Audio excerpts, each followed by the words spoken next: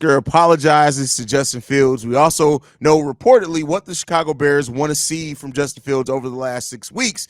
And me, C-Dub, and Bobby will be talking about what we want to see from the team over the last 6 weeks of the season. We're going to get into all and more. No, we got to play that intro first, though. You are now tuned in to Chicago Bears Central, your number one place for all Chicago Bears news and content. What's going on, Bears fans? Welcome to another episode of Chicago Bears Central, your number one spot for everything Chicago Bears related. Hey, C-Dub, Bobby, we all in the building today. It's Wednesday, so you know what that means. The whole squad is on deck. And fellas, to start this one off, Jaquan Brisker said this as far as in regards to the team's loss against Detroit. I thought Justin gave us a chance to win. I thought he played well. I texted him and told him that was on the defense, and it truly was. They gave us that late field goal at the end to put us up 2 scores. The defense has to close that out. There's nothing else you can say. There's no excuse. There's nothing. He played so well. He's a great leader. His energy was contagious. What does that make you guys feel about the young second-year player Jaquan Brisker stepping up to text the quarterback and say that to take accountability for the defense and saying that the loss was on the defense? How you guys feeling? Hey, you know what, man? He already was one of my favorite players on the defensive side of the ball. I appreciate the humility from the young kid.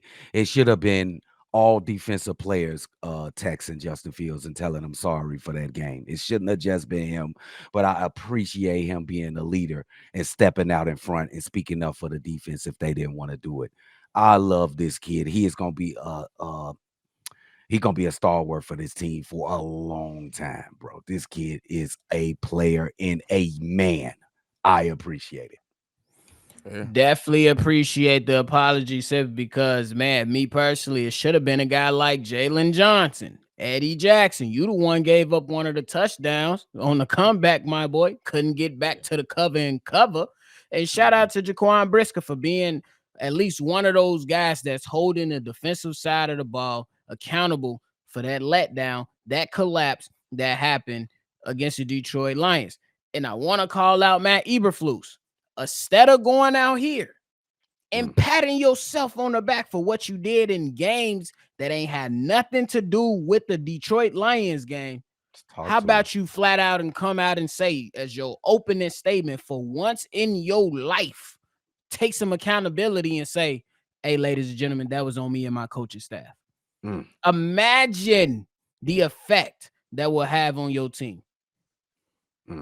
Do better. Listen, bro. Asking Matt Eberflus to take accountability ain't gonna happen, bro. That's just not gonna happen. Lucifer will walk back into the gates of heaven himself and kiss Jesus' feet before that ever happens, because Matt Eberflus literally looks at like that whole thing of they got down the field too fast. What the fuck are you talking about, Matt Eberflus, bro? Yo, that's the one. At this point, every time that dude name come up, I get frustrated at this point, bro. I'm trying to calm my soul down. I hate Matt Eberflus, bro. Like, it just is what it is there. Here's what I'll say, though. I love that Jaquan Brisker stepped up and did this and then said it. And when he was on 670 Score on the radio, you need accountability like that on team, because as we said, we don't have it with the coaching staff. So young players especially, and a young player who didn't give up the touchdown, right? It wasn't on Jaquan Brisker personally didn't have any huge letdowns in that game, but for him to step up and speak for the defense, it just goes to show, man. We've talked about it. Jaquan Brisker is going to be a leader on this defense for years and years and years to come. Hopefully him and Justin Fields. And so them having that dialogue, that conversation is nothing. I don't take nothing but positivity out of it. Oh, bro. You know what? One thing, real quick thing. I wish Jalen Johnson been the guy to text Justin Fields. Wouldn't that put fit? Could have too. Just because we didn't hear it didn't mean that he could have. He ain't do it. He ain't do it. I'll put money. He ain't do it. Now we got darky on dark violence on the podcast. What we doing, bro? What the What the hell, man? I feel I'm on the Django set or something. He said darky.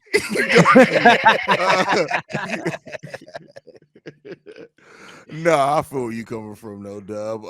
But speaking of Justin Fields, man, so Ian Rappaport, who's been talking about nothing but the Bears lately, is he from Chicago or something? Why does he talk about us? I don't think so. I gotta figure this out. But anyway, he said that according to Ryan Poles, he knows what they're looking for from Justin Fields over the last 6 games, and he said this: they're looking for consistency, playing well in 2-minute and red zone situations, and limit his turnovers. When you hear that list, how you guys feel about it? I think we've seen Justin Fields do almost all 3 of those things. Well, in the 2-minute, they took the ball out of his hands, so we can't blame him on that one. But how you feel about that list of what they're looking for Justin Fields to finish the season? Just to be honest, because we keep it a buck here, I think these things are fair. But the coaching staff also has to be fair when it comes to the 2-minute drills and give your quarterback a chance, i.e., the last game against the Detroit Lions, and also put them in great positions to win and not have them in the shotgun at the goal line like against the Tampa Bay Buccaneers earlier this season, where they don't even have a chance and he got to make a play. He throws an interception, loses usually the game. He has not, let's just be honest, he hasn't had a lot of success in the 2-minute drill to win the game. But I don't think he's been exactly put in the right position. So if this list is fair, I feel like the coaching staff should be fair as well. They should be fair, and they should be held to the same standard as the player. Because in order for him to see, they got to put him in what you said, those situations and those positions. And like Haize said, they took all that stuff he did for 3 quarters. Yeah, they took it out of his hands in the 4th quarter and basically, hid under the cover. It was scary outside. They hid under the cover for some odd reason, and they let the game slip away. But hey, this is the guy that we deal with. This is the car mechanic that we deal with. It ain't much to take away from him, man. Bro, I hate Matt Eberflus, bro. I really I'm sorry, man. I really hate that motherfucker, bro. I hate Matt Eberflus, bro. His face, when I hear his voice, everything, it just sends me into, I just want to punch him. Just one good time, I just want to punch him and knock his ass out. But anyway, his ass in the locker. Bro, that's it. Yeah, CHGO style. But anyway, with that one, consistency, absolutely. That's the name of the game when it comes to Justin Fields, right? Like, and he had been more consistent leading up to him being out with injury. He came back and really built on a lot of that. Yeah, it wasn't the same stats, right, that just jump out the stat sheet for you. But I love the way that Justin Fields played in this game. I like the way he was poised. I like the way he used his legs at times, and it made sense. I liked all that. I don't like the coaching staff so much. As far as playing well in the red zone situations, if I'm not mistaken, we scored every time we got in the red zone. That's a fact. Yeah. So, okay. So, again, solid there. Limit turnovers. We did that pretty well as much, too. So, listen, I'm not saying that he's done enough yet. We definitely need to see that over the last 6 games of the season. But I think people have held on to this mindset that Justin Fields just turns it over. And the fact of the matter is, the last 3 full games we've seen from Justin Fields, he has a total of 1 turnover. Yes, I mean, 1 interception, I should say. I can't remember the fumbles. So, like, you gotta like put some respect on that man's name. Let this man give time and opportunity to show his growth. So many people want to paint Justin Fields in this box because of things that he did. Matter of fact, I have it up now. The last 3 full games from Justin Fields, he's 59 of 87 for 786 yards, 9 touchdowns, 1 interception, and 186 rushing yards. He has a QB rating over his last 3 full games of 125.93. Come on, man. I just don't get people. Crazy. Let me say, Justin Fields is in a can't win situation, but guess what? He is going to win. He is up against a coaching staff that's incompetent to the 3rd degree, bro. It's like they don't want to win the games. And this kid is supposed to try out for this team when they actually coaching against him while they're coaching the kid. If that make any sense to y'all. This kid already told y'all that the coaching staff is doing too much in his ears. They're sucking. They're garbage. But he had to walk it back because he's a team player. This kid, it is not fair. I feel sorry for this kid, bro. Somebody said, and I can't take credit for this. I don't remember who said it. It could have been Swifty. It could have been somebody else. But they said Justin Fields shouldn't be auditioning for this coaching staff. This coaching staff should be auditioning for the right to coach Justin Fields. And I completely feel that 100%. I do too. And I think, and I 2 things real quick. The first thing is that looking at how the Giants they was like, nah, we're going to keep Daniel Jones and got him another coach in there to potentially change on what the trajectory was for their future. I can argue that Justin Fields, to that same point of Daniel Jones, has done more and looked better than him. So I feel like he deserves that thing. And then the second part is I look at the statements from Martellus Bennett on how they won't let go of the past. Let it go.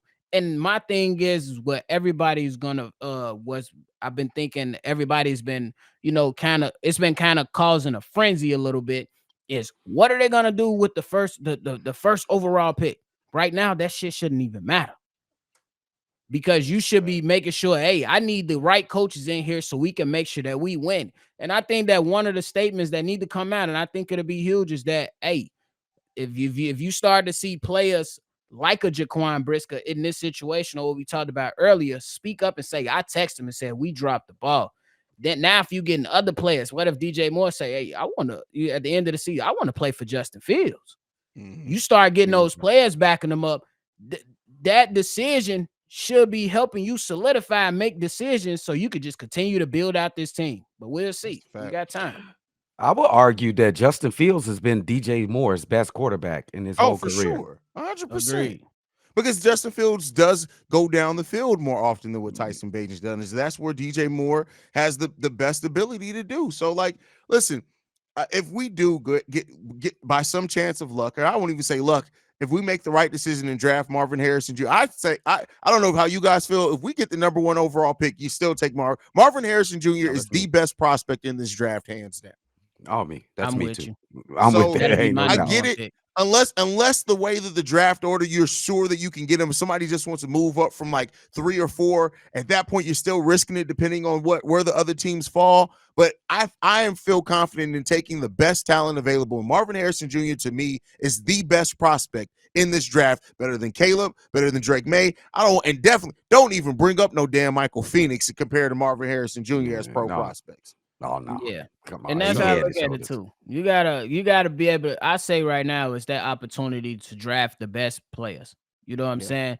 Because look, it's our division rival, they just beat us. But what if the damn Detroit Lions would have listened to everybody saying, hey, you can't stick with Jared Goff. You can't do this. So you gotta hopefully they canceling out all the outside noise and really just sitting down and evaluating this team. And that first evaluation, that first move needs to start with the head coach. And I understand, I want to give that new coach the opportunity to be like, I don't know if I want to deal with Justin Fields, or to come in and say, hey, I want to deal with Justin Fields.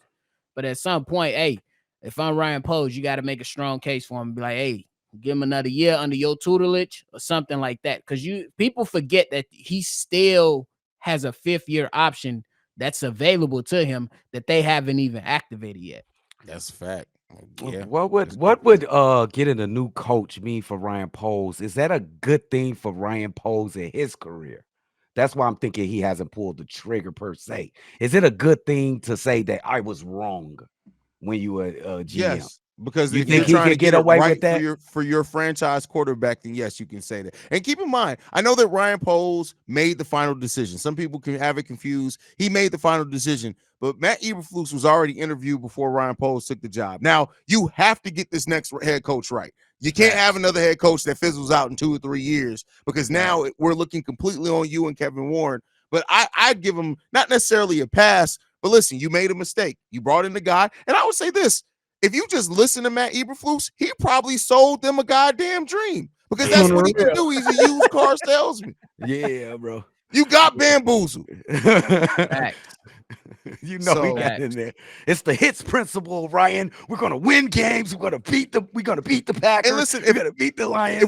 If I'm a owner of a rebuilding team or a GM of a rebuilding team, you come in, you have your hits principle. You say how you're gonna bring in the spirit of competition in the training camp. I'm like, bet this is what we need. We're gonna build a culture here. And then shortly thereafter, I'm looking like, you're a fucking idiot. Like, this is crazy.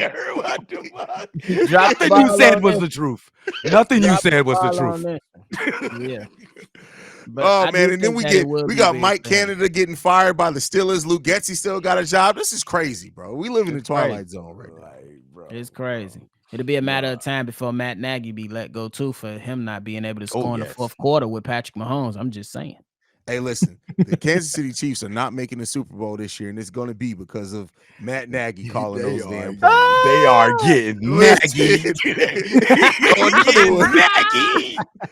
Andy Reid looking like you're a goddamn dummy, huh? Bro? Like, I let Eric go gave for you a goddamn damn Mustang, bro. You driving like it's a Dodge Neon. What we doing, bro? On the real, what That's are we crazy. doing? Man, some things never change, said, man.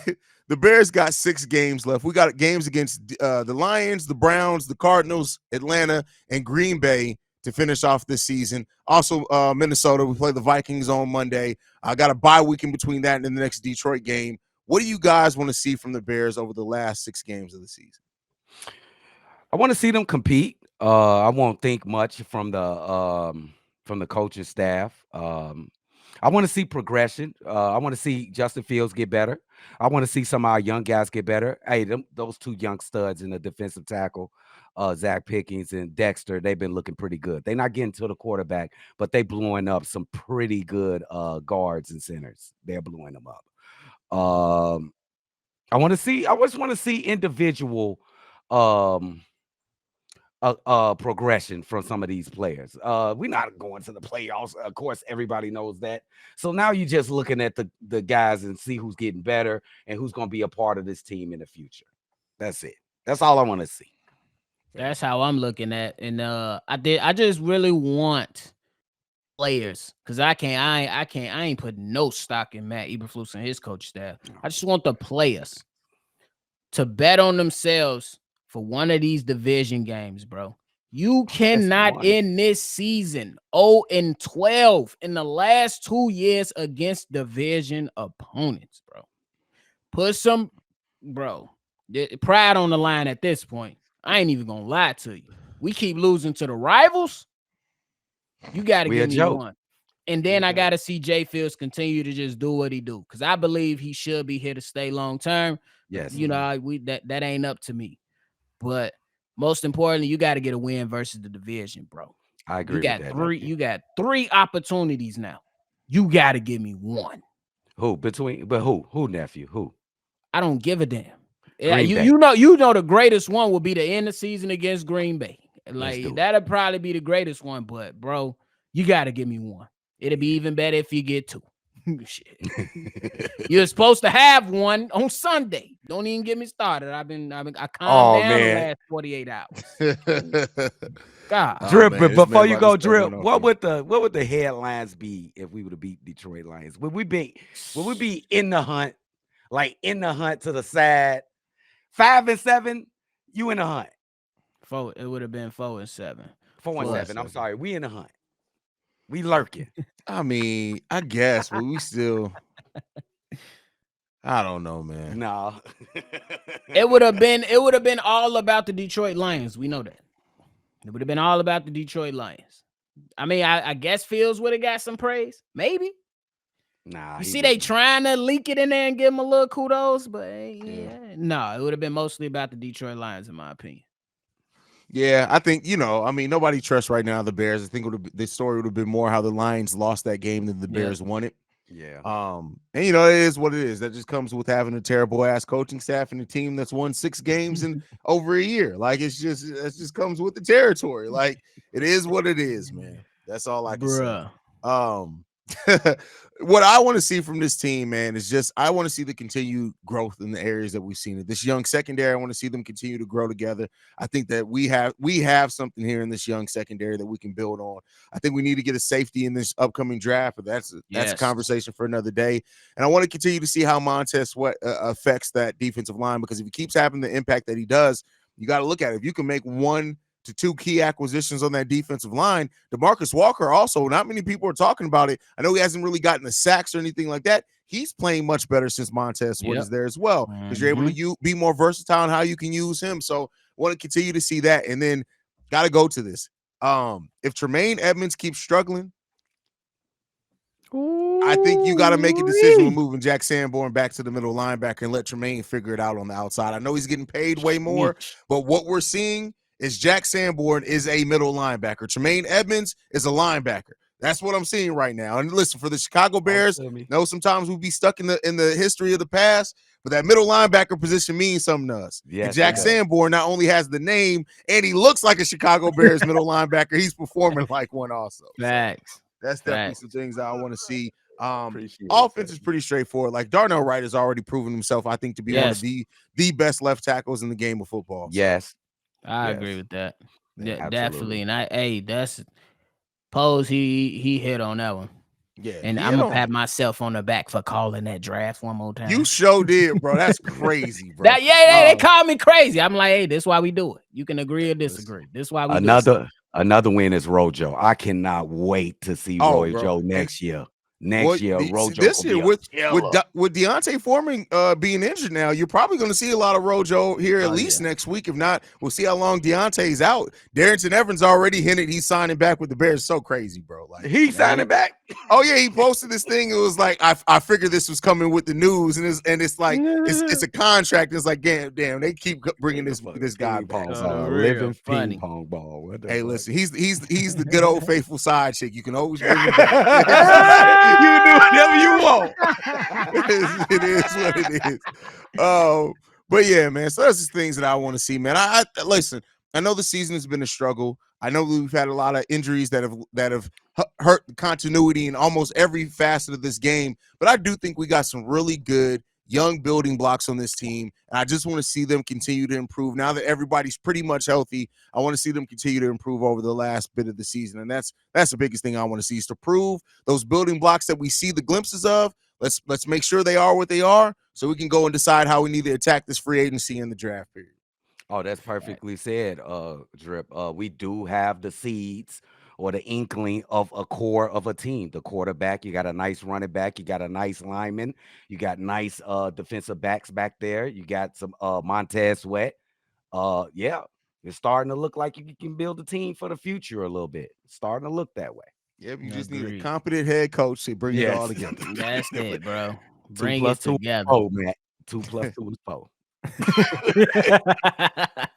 For real though, I really hate that motherfucker, bro. I hate Matt Eberflus, man. I truly don't think I felt this even towards the end of the Nagy era. Like I understood he needed to be fired, but it wasn't to the point where I'm just like, I just don't want to see your face, bro. Like get off my screen. Is it the press conferences, Drip, or is it the performance in the game? Both. But so the performance in the game is bad, right? We see the things that he does wrong. But then you get up here and the shit that you say is just like, hey, come on, man. Like, don't smile in my face while you trying to lie in my face at this. Like, that's the thing. Like, I'd much rather somebody say, I'm always somebody that I would much rather somebody come to my face and say, hey, Haize, fuck you. Then I would have somebody come in my face and say and smile in my face and act like they love me. Like I can respect you if you just don't fuck with me. Don't smile and act like you fuck with me. Like don't get up on this podium and act like you a goddamn head coach when we know you a dumbass, bro. Bro, facts. And it's never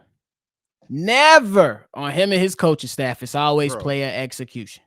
Bro. They never make a mistake with putting players in the right position. It's always the right play was called. Players just got to execute. I just hate the fact that he think that the fans and us and the media are stupid. And like we didn't can't see go what watch we all seen. 22 What we stupid? He go in, he talked to his assistant, man. I'll just go out there and tell him, well, fuck, I want to tell him. Could you imagine being one of the reporters there? I'm sure when he walks away from that podium, they all looking around themselves like, what the fuck did we show up? Like, how am I supposed to write this article? Exactly. Like the headline: Matt Eberflus is a fucking idiot. That's all I can walk away with, bro. Like that's the perfect headline right now. The idiot does it again. No, bro. God damn. Any last thoughts, fellas, before we get up out of here, man? Hey, man. I can't believe we still got a Monday night game. That's it. Know, right? Especially because they can flex every Monday night game for the rest of the season. Listen, the thing is, Justin Fields is still a draw. Ian Rappaport's talking about him every single day.